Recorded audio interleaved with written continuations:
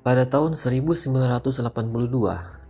ketika menjadi mahasiswi program pendidikan di Universitas Massachusetts, saya sedang berada di suatu kelas, dan ada mahasiswa lain mulai membaca dengan lantang sebuah artikel yang tulis dua orang psikolog dari Georgia State University, Dr. Pauline Rose Clance dan Dr. Suzanne Imes, berjudul The Imposter Phenomenon in High Achieving Women.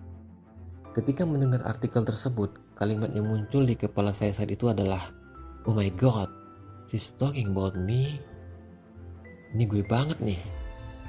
Seolah-olah saya adalah salah seorang yang diceritakan dalam artikel tersebut. Setelah kelas itu, sekelompok dari kami mulai bertemu seperti semacam kelompok pendukung untuk kasus fenomena imposter secara informal. Setelah itu saya menyadari telah mengambil langkah pertama yang penting dengan membicarakan imposter syndrome. Tapi hal ini tidak akan membuat saya terbebas dari masalah ini. Saya memiliki dua pilihan. Pertama, membiarkan ketakutan rahasia saya tersebut yang mungkin menghalangi saya dengan tujuan-tujuan saya, atau saya mencoba untuk memahaminya. Dan saya memilih yang kedua. Imposter phenomenon mendorong saya menjadikannya sebagai bahan penelitian doktoral, di mana saya mengeksplorasi pertanyaan yang lebih luas. Mengapa begitu banyak wanita yang jelas cerdas dan cakap, tapi merasakan hal tersebut? Itulah titik awal Dr. Valerie Young mulai mempelajari, meneliti, mengobservasi, dan mengedukasi masyarakat hingga menjadikan beliau seorang ahli pada spesialisasi imposter phenomenon atau fenomena penipu. Bahkan beliau mengangkatnya dalam sebuah buku, The Secret Thoughts of Successful Women, Why Capable People Suffer from the Imposter Syndrome and How to Thrive in Spite of It.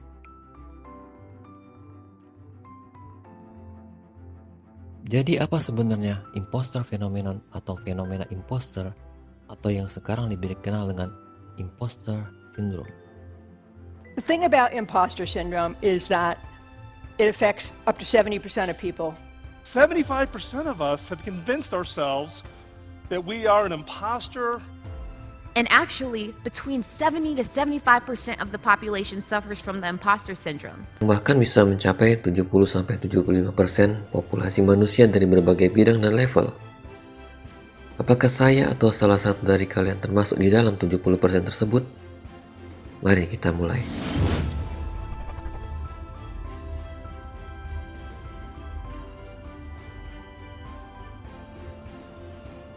Pernah nggak sih kamu merasa kalau posisi yang kamu capai saat ini hanya karena kamu merasa beruntung?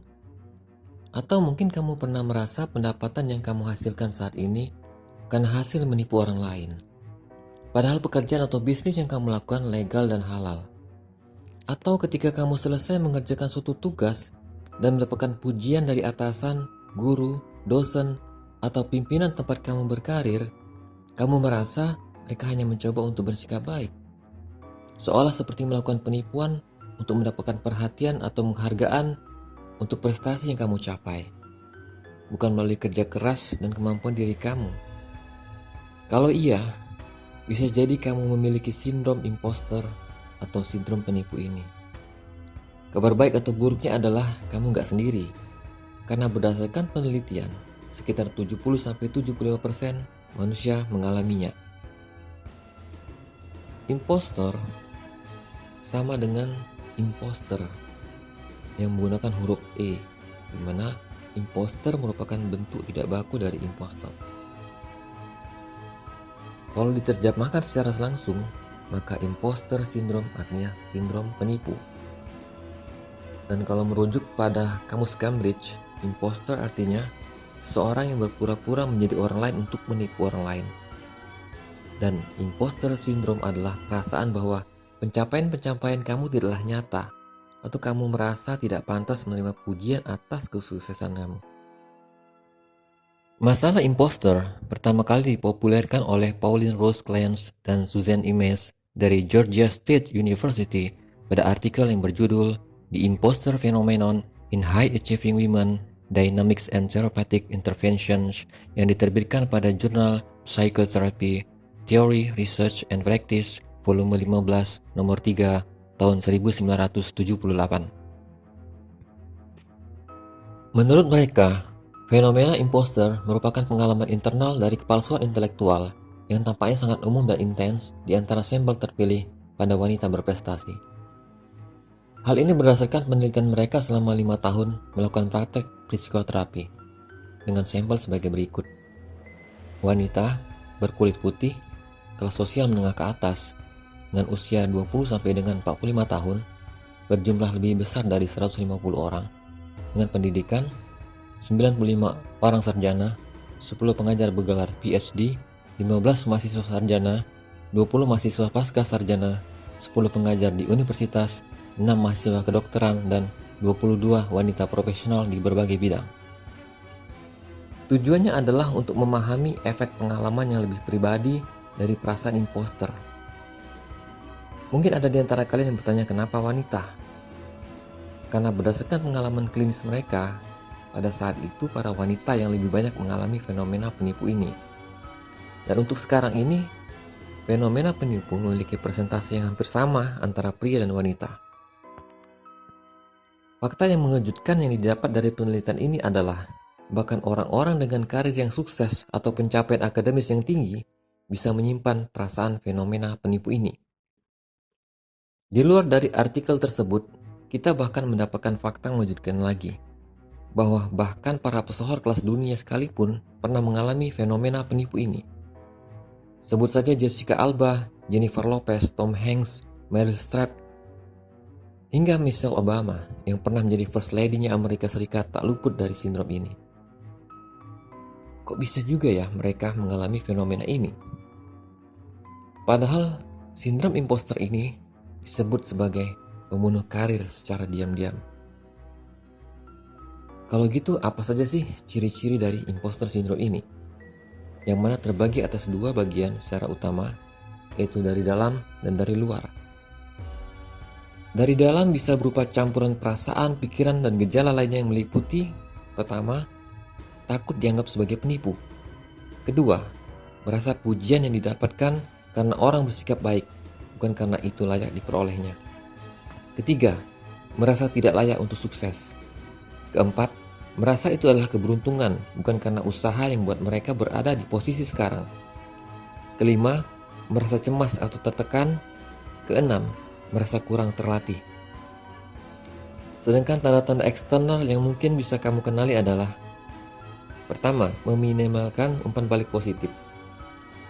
Jadi ketika ada orang yang memuji kamu atau hasil karyamu, alih-alih merasa senang, kamu malah seolah menolaknya. Ini bukan seperti rendah hati, tapi karena ada rasa nggak pantas di dalam diri. Kedua, persiapan yang berlebihan. Ketiga, tidak berani mencoba karena takut gagal. Keempat, tidak percaya terhadap orang lain. Well, bagaimana bisa? Jadi apa sih sebenarnya penyebab sindrom penipu ini? Ada 4, yaitu antara lain: pertama, dinamika keluarga. Harapan keluarga dan nilai-nilai kesuksesan dan kesempurnaan yang ditanamkan pada masa kanak-kanak akan berpengaruh terhadap cara pandangnya tentang kesuksesan. Kemudian yang kedua, budaya. Budaya yang berbeda menempatkan nilai-nilai yang berbeda pada pendidikan, karir, dan definisi kesuksesan yang berbeda. Ketiga, lingkungan. Pengaruh lingkungan baik di sekolah, sekitar rumah, atau kelompok di mana seseorang bersosialisasi turut andil dalam terbentuknya sindrom ini. Keempat, membandingkan. Sering membandingkan diri dengan orang lain dapat menyebabkan perasaan sedih atau tidak cukup baik jika kamu tidak mencapai hasil yang sama pada tingkat yang sama dengan yang lain. Ada beberapa tipe imposter yang telah diidentifikasi oleh Dr. Valerie Young. Antara lain, 1. Perfeksionis. Tipe ini berfokus pada bagaimana sesuatu dilakukan dan akan merasa gagal, bahkan dengan kesalahan terkecil. Tipe kedua adalah tipe pakar. Tipe ini memperhatikan apa atau seberapa banyak yang mereka ketahui atau dapat dilakukan. Mereka merasa gagal jika memiliki sedikit pengetahuan tentang hal itu. Dan yang ketiga, solois. Tipe ini peduli dengan siapa. Mereka merasa tidak dapat mengambil bantuan dari orang lain jika mereka ingin sukses. Keempat, jenius alami. Mereka mengukur nilai mereka dengan bagaimana dan kapan pencapaian terjadi dalam hal kemudahan dan kecepatan. Mereka malu untuk mengambil waktu ekstra atau bila melakukan sesuatu dengan mengulanginya. Kelima, manusia super. Tipe ini mengukur pencapaian mereka dengan berapa banyak peran yang bisa mereka lakukan dan kuasai. Lalu bagaimana sih cara kita untuk mengidentifikasi apakah gua memiliki sindrom ini? Nah, ada sebenarnya 3 cara sederhana untuk mengetahuinya. Yang pertama, tanyakan pada diri Anda sendiri, apakah Anda takut ketahuan sebagai penipu? Yang kedua, apakah Anda merasa bersalah atau malu dengan pencapaian Anda? Yang ketiga, apakah Anda memiliki salah satu ciri dari 5 jenis sindrom penipu? Untuk mengidentifikasi masalah ini, Anda juga bisa bekerja sama dengan profesional di bidangnya, seperti psikolog, psikiater, ataupun hipnoterapis. Kemudian bagaimana cara untuk mengatasi daripada imposter syndrome ini? Pertama, harus dipahami dulu bahwa sindrom ini adalah suatu sindrom yang bersifat umum, dan tentu saja ada tips dan cara yang berguna untuk mengatasinya. Pertama, berlatihlah menetapkan tujuan yang realistis. Bukan berarti kita tidak boleh mempunyai dream yang tinggi, tapi buatlah juga tujuan-tujuan jangka pendek yang dapat dicapai hasilnya dalam waktu dekat, sehingga membawa kebahagiaan ketika mampu mencapainya. 2. Kenalilah keahlian kamu. Akan lebih mudah dan cepat untuk mengerjakan sesuatu sesuai dengan keahlian kamu dan mengasahnya lebih tajam, daripada mencari besi baru dan membuatnya jadi pisau lalu mengasahnya. Yang ketiga, definisikan apa arti sukses bagi kamu sendiri tanpa perlu menyertakan persetujuan orang lain, karena sukses bagi kamu belum tentu bagi orang lain. Kamulah yang berhak menentukannya sendiri. Keempat, jauhi kompetisi tidak sehat, karena lingkungan kamu akan mempengaruhi dirimu. Ingatlah bahwa guring yang sama hinggap di dahan yang sama. Kelima, jangan hanya mengandalkan validasi eksternal. Keenam, tetapkan batasan untuk menghindari kerja berlebihan. Ketujuh, berlatihlah mengatasi kegagalan dengan cara yang sehat. Apakah itu berolahraga, melakukan hobi, atau bahkan membersihkan rumah. Dan hasilnya akan lebih bermanfaat dan kita bisa mengalihkan perhatian sejenak dari masalah.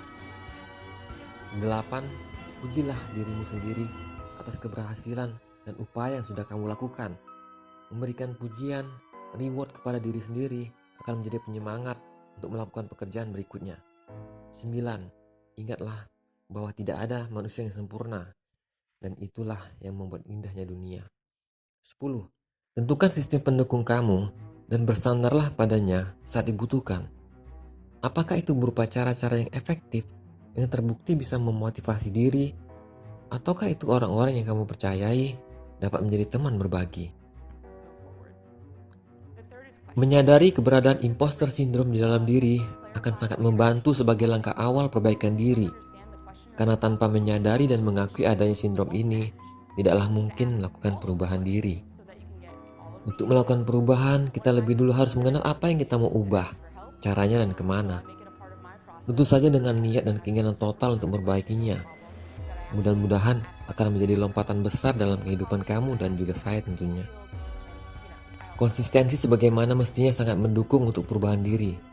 Apalagi hal ini mengubah belief system yang selama ini ada di dalam pikiran kita, yang bisa jadi akan mengalami sabotase dari diri sendiri. Mudah-mudahan konten ini bisa solve the problem yang ada di dalam diri, dan mungkin selama ini tidak kita sadari karena dia berlindung dengan baik di ruang bertersembunyi. Kemudian bisa menjadi trigger untuk memulai perubahan diri, tentu saja ke arah yang lebih baik, yaitu to be the best version of you, menjadi versi terbaik dari diri kamu. Satu hal menarik yang ditemukan oleh Dr. Valerie Young selama lebih dari 25 tahun pengalamannya baik itu melalui workshop maupun terapi adalah terlepas dari berbagai situasi dan pekerjaan mereka memiliki satu kesamaan penting bahwa mereka bukanlah penipu. Dan begitu juga kalian. Mungkinkah ini connecting dot yang kita cari selama ini?